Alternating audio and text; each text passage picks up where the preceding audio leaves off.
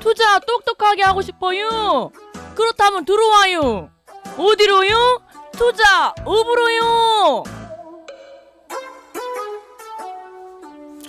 자, 이번 순서 지난주에 선풍적 인기몰이를 일으킨 화제의 코너입니다.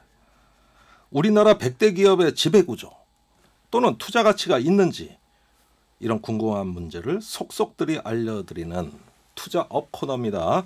재벌구조개혁 전문가 최이배정 국회의원, 경제전문가 한양대 이창민 교수 두 분과 이 시간 함께합니다. 어서 오세요. 예, 안녕하세요. 네, 안녕하세요. 이창민입니다. 네. 네. 근데 진짜 지난주에 선풍적인 인기몰이를 했어요. 인기를 선풍적으로 몰고 오셔가지고 예. 저희가 예. 상당히 많은 격려를 받았습니다. 감사합니다. 아니 뭐 본인만 모르는 것처럼 얘기했어요. 많은 사실을. 저도 잘 모르겠는데. 네. 자, 역시 경제가 문제입니다. 지금 미국 대선이 아주 혼탁한 양상입니다만은 경제가 아주 민감하게 반응을 하는 것 같고 우리 기업들도 아마도 미국 대선 결과 추이를 면밀하게 지켜보겠죠. 그렇죠. 지금 뭐 이미 여러 가지 예측이 나왔었어요. 그래서 누가 될 것이냐. 네. 지난주에 현대경제연구원에서는 바이든이 우리 경제에 오히려 유리할 것 같다. 유리할 것 같다. 예, 그렇게 네. 이제 예상을 했고 뭐 여러 가지 지금 얘기가 나오는 것 중에 이제 통상 문제거든요. 그러니까 그렇죠. 네. 지금까지 이 무역 정책이 그 트럼프는 이제 미국 우선주의 그래서 보호무역주의로 굉장히 강화시키고 있으면서 이제 특히나 미중 무역 갈등. 네. 그래서 트럼프가 직접 중국과 1대1로 싸웠어요. 네. 그러면서 이제 둘이 이제 싸우다가 우리가 좀 새우등이 터질 뻔하기도 하고 네. 이제 그런 상황이었는데 만일 바이든이 되면 그 1대1로 싸우는 기보다는 1대 다로 싸우려고 하는 그 양상이 있거든요. 예. 그게 뭔 소리냐면은 이제 우리가 환태평양 경제 동반자 협정이라는 게 있는데 예. 뭐 미국, 일본, 한국, 싱가포르, 뉴질랜드, 호주 뭐 굉장히 많이 들어가요. TPP 말씀하시는 예, 거죠. 그렇죠. 그 안에서 같이 움직이다가 미국이 네. 트럼프가 대통령이 되면서 17년 1월 달에 깨졌죠. 탈퇴를 했어요. 예. 예. 그러면서 이게 이제 작동이 안 됐는데 예. 바이든이 대통령이 되면은 다시 이거에 들어와서 예. 이거를 한 팀으로 만들면서 중국과 대항할 것 같아요. 아. 그럼 이제 우리는 좀 피곤해지는 거죠, 더. 예. 중국에 확실히 이제 적대적인 모습처럼 보여질 수도 있어서 네. 우리의 좀 고민이 되는 부분입니다. 예. 역시 뭐 현대경제연구원 얘기하셨습니다만 현대차 수출을 많이 하니까 그 관세 문제 이런 것들 트럼프와 목숨이 걸려 있으니까 그렇죠. 그런 분석이 나온 것 같습니다. 자, 마침 현대차 얘기가 나왔는데 오늘도 그와 관련된 기업이죠? 예, 오늘 현대차 그룹에 대해서 얘기하려고 준비했습니다. 네, 자연스럽게 넘어갑니다. 자, 최근 문재인 대통령 탈산소와 수소 경제 활성화를 밝혔습니다. 이게 현대차랑 모종의 관계가 있다. 어떤 관계죠?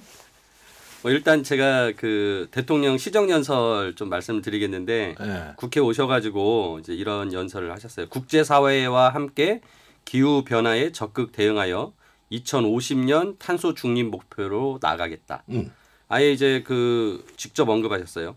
전기 수소차 보급을 11만 6천 대 확대하고 네. 충전소를 건설하고 급소 충전기 증설을 하는 등의 4조 3천억 원의 국가 재정을 투자하겠다. 예. 현대차도 뭐 그 부분에 대해서는 되게 많이 준비를 해왔었죠. 네. 어떻게 준비했죠? 현대자동차가 2003년부터 수소전기차 독자 개발을 시작을 했었고요. 네. 그래서 2006년도에 이제 개발에 성공을 했어요. 수소차, 성공했다. 수소 전기차 개발을. 네. 근데 이제 이거를 실질적으로 이제 양산하는 제품을 만들어내는 데까지는 시간이 좀 더 걸려서 네. 2013년에 세계 최초로 수소 전기차를 양산하기 시작했습니다. 양산이 시작됐다. 네, 그러니까 이제 보통 다른 나라들은 일본 같은 경우는 전기차, 네. 뭐 테슬라도 전기차, 미국도 그렇게 가는데 우리 현대차는 수소 전기차를 한 거예요. 뭐 네. 그게 이제 전기차는 뭐고 수소 전기차는 또 뭐냐? 예.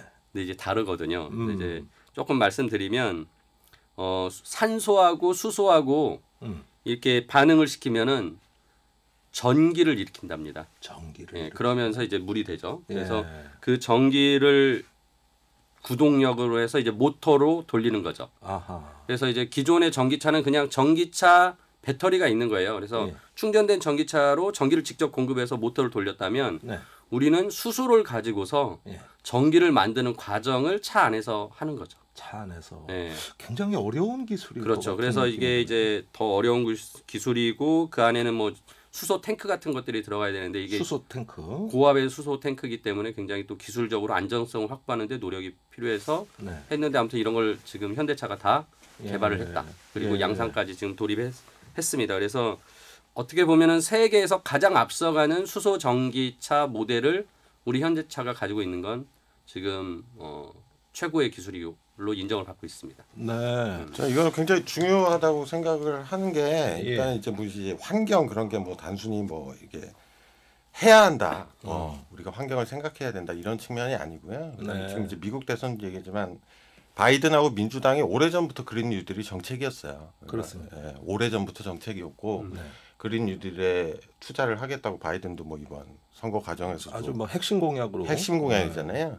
그리고 또 하나 더 중요한 거는 사실은 미국만 지금 대선이라서 보는데 사실 유럽 있잖아요. 유럽이 훨씬 더 중요하게 생각해요. 그린 뉴딜. 네. 그러니까 이거는 이런 산업에 정부의 돈이 굉장히 대규모로 투자가 되는 거 플러스 네. 그다음에 이제는 이런 기업들한테 돈이 몰려요. 투자금이 몰린다. 예. 그것도 굉장히 중요한 측면입니다. 네. 이런 그린 뉴딜이 새로운 경쟁력이 됐다는 그런 어떤 그 말씀처럼 들립니다. 네. 자, 20년 만에 총수 교체를 한 현대자동차 그룹 정의선 체제를 맞이했습니다. 이분은 어떤 분입니까? 부회장 시절에 예. 최근에 아까 전에 말씀드렸던 우리 이제 그 수소 전기차 예. 아무튼 이런 그 새로운 그 자동차 산업의 생태계를 만드는데 가장 중요한 게 배터리인데 네.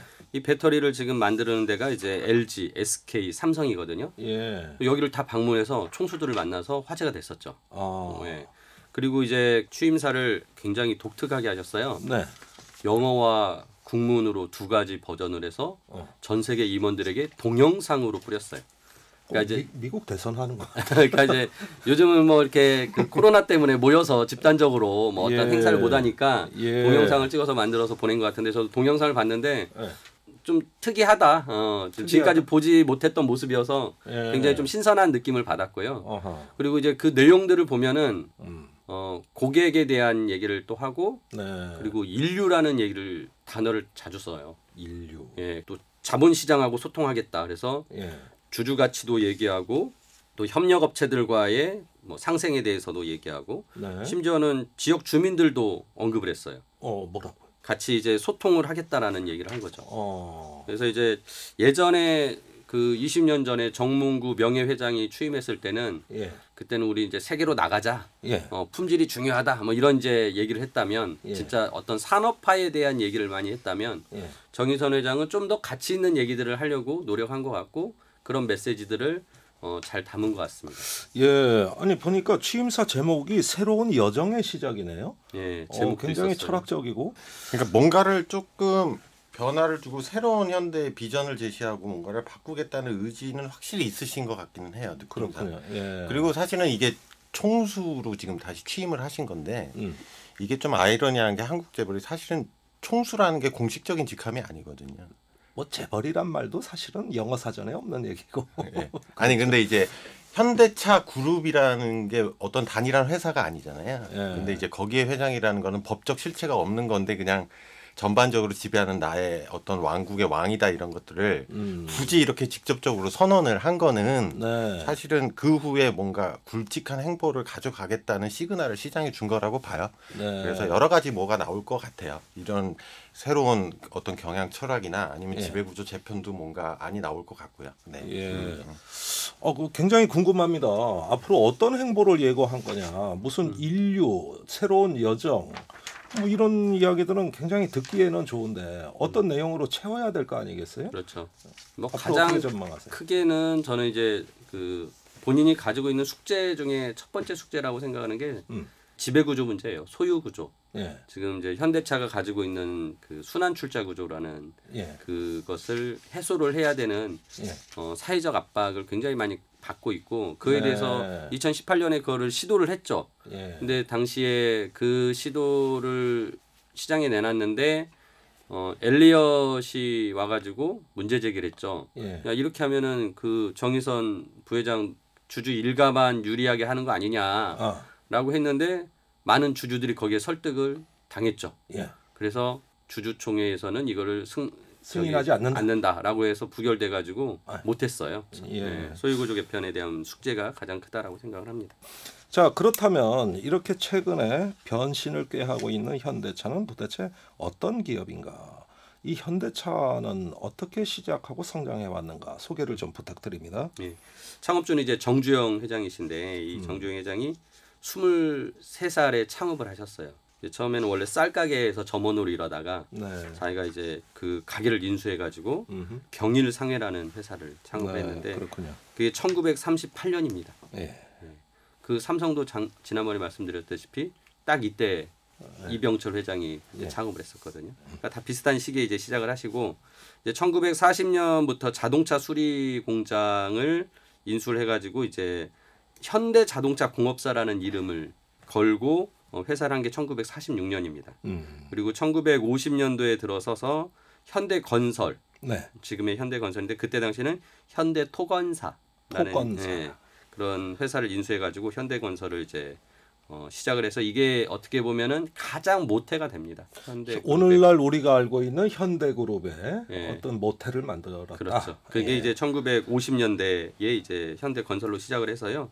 그 뒤로 뭐 이제 시멘트 회사도 만들고 백화점, 지금 현대백화점 있잖아요. 우리 여기 목동 옆에 있는 그 현대백화점도 이제 1971년에 설립을 한 겁니다. 그리고 이제 엔지니어링 회사, 그 다음에 이제 배를 수리하는 그런 회사를 인수해서 이제 거기서 이제 배를 직접 만들게 한 거죠. 그래서 여러분들 많이 이제 아시는 내용 중에 하나가 정주영 회장이 그리스에 가가지고 내가 조선소를 지을 테니까 돈을 좀 대라라고 이제 그리스에 있는 선주사들한테 찾아가서 보여주면서 뭘 보여줬냐? 거북선을 보여준 거예요. 거북선 그림을. 그래서 우리가 이런 민족이다. 거북선을 만든 민족이다. 그래서 니들이 돈을 대주면 내가 울산 앞바다에 여기에 조선소를 짓겠다라고 해서 진짜 돈을 받아오셨어요. 진짜 신화 같은 얘기죠.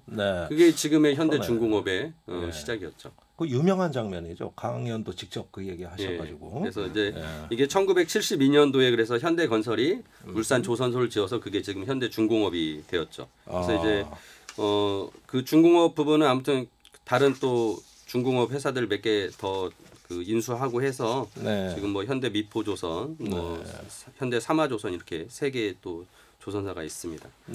그리고 이제 또 당연히 물건 만든 것을 해외에 수출하려다 보니까 도소매업을 하고 무역을 하는 그런 회사들이 필요하니까 또 종합상사를 만들고 또 배로 날르려고 하다 보니까 상선이 필요하니까 또 상선 회사를 만들어서 또 현대상선 같은 큰 회사를 만들었었죠. 그래서 그러니까 하나를 하면 다음 할 일이 자동으로 결정이 되고 이거 했으니까 이거 해야 되고 집 만들었으니까 주차장 만들어야 되고 주차장 근데 이게 도로 깔아야 되고 뭐 이렇게 계속 가는 거예요. 근데 이게 이 히스토리를 보시면 결국은 한 재벌이 필요한 거를 자기가 다 하려고 하다 보니까 결국 이렇게 문어발 확장이 일어나고 그랬던 역사가 형성이 되는 거거든요. 그러니까 이게 돌이켜 보면 이런 과정에서 제 생각은 이제 어느 정도까지는 뭐 규모도 키우고 그랬어야 될 단계였지만 적절하게 좀 제어도 하고 그랬어야 되는데 좀 이런 거 보면 좀 아쉽기도 해요. 그래서 이제 1980년도에 여기도 이제 그 전자 반도체 이런 거 해야겠다라고 해서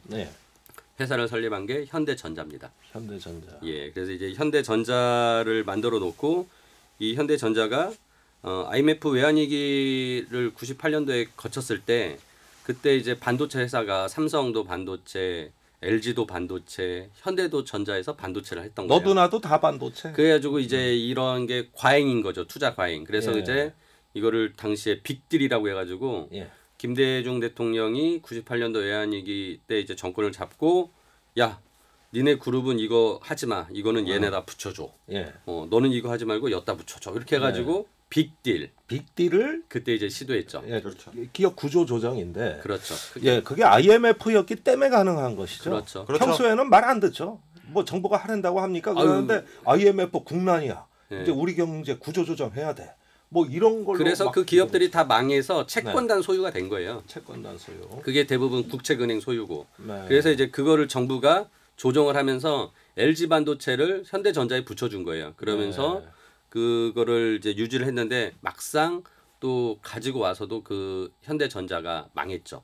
그래서 다시 채권단한테 넘어가서 그게 지금의 하이닉스가 돼서 이제 정상화된 후에 SK로 팔려갔죠. 예. 그래서 이제 뭐 그런 부침들이 그 그룹 내에 굉장히 많은 기업들이 있어서 그렇게 부침 심했고 예. 오히려 그때 이제 인수했던 기아자동차는 네. 1998년에 인수했는데 이거는 정말 이제 자동차에 특화되면서 네. 이 현대차 그룹을 키우는데 굉장히 또 중요한 역할을 해서 예. 지금 너무나 잘 나가고 있죠. 예. 예. 그래서 이제 뭐 이 현대차 그룹의 그 수많은 지금 회사들을 제가 말씀드리고 했지만은 이제 이런 과정이 IMF 외환위기인 98년부터 사업구조 개편도 됐지만 네.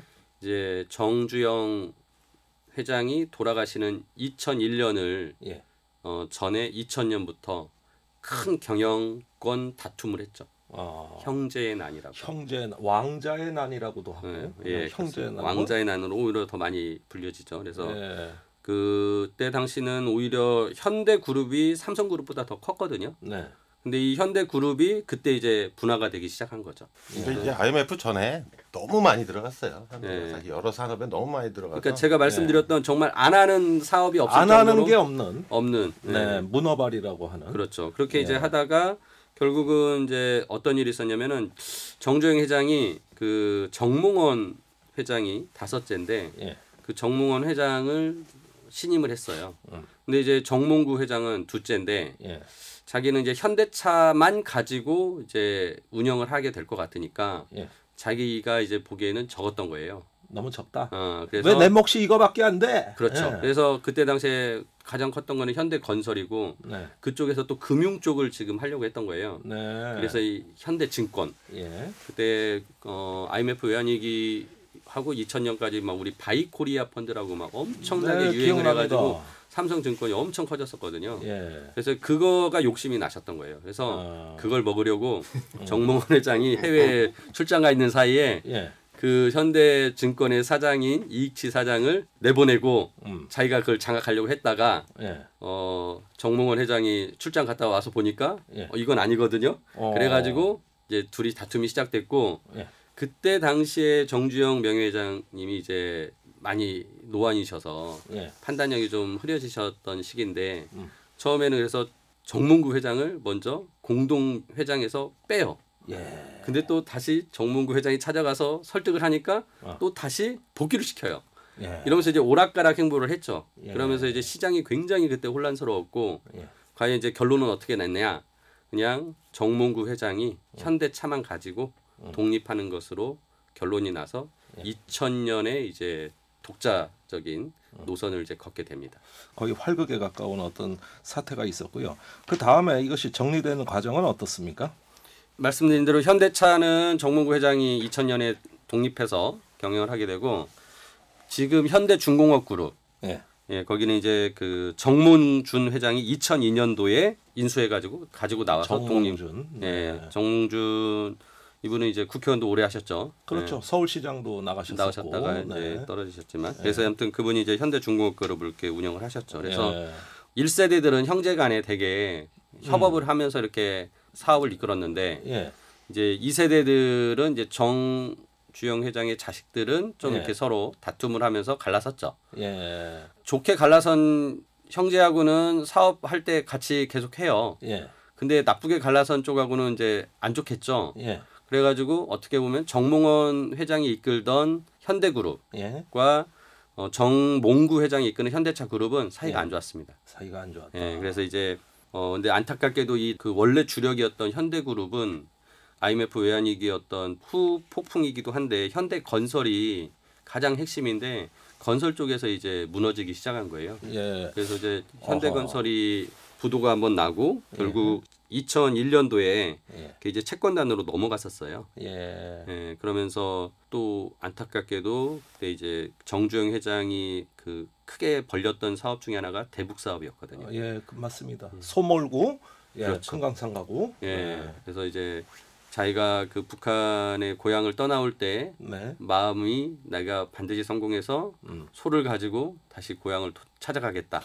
저는 그 장면만 생각하면 지금도 마음이 찡해요. 이게 재벌 문제를 떠나가지고 민족 사업을 하신 거 아닙니까? 그때 그 감동은 잊을 수가 없어요. 그게 진짜 우리나라가 약간 어떻게 다르게 보면 그 재벌이란 비즈니스 그룹이 움직이는 게 총수의 개인적인 캐릭터에 따라서 의사결정이 굉장히 많이 되는 거예요. 단면인 거죠. 예. 정주영 회장이 정말 하고 싶으셨을 거 아니에요. 예.